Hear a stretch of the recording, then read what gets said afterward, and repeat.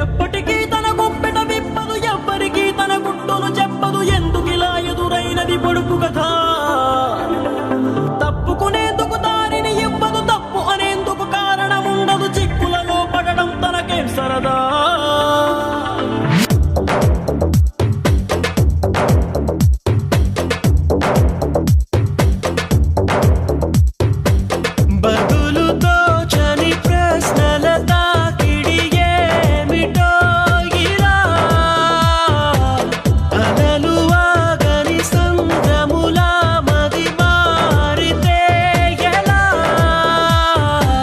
నిన్న మొన్న నీ లోపల కలిగిందా ఏనాడైనా కల్లోలం ఇలా?